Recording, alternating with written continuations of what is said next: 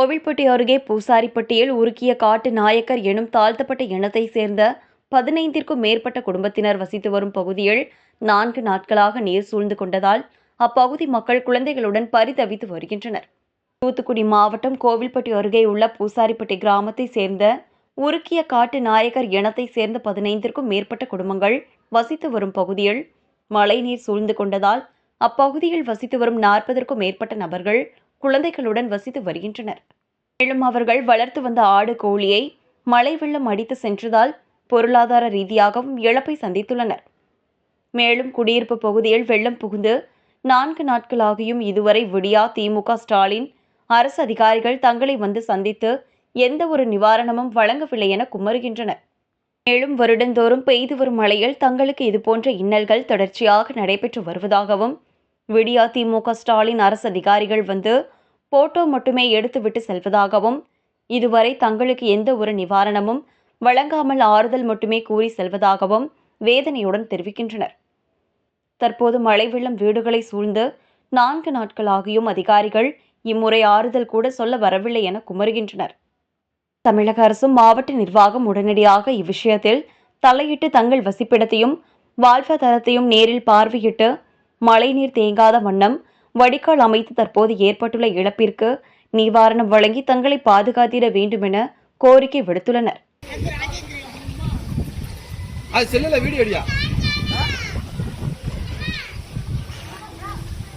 போயிடும் அதையும் எடுத்துரும்.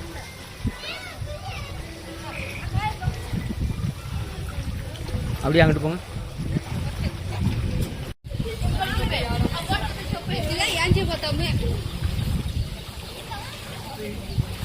ನೀರು ಹತ್ತವೆ ಎತ್ತಿ ಯಾಜೇನು ಒಟ್ಟಿ ಅವಳು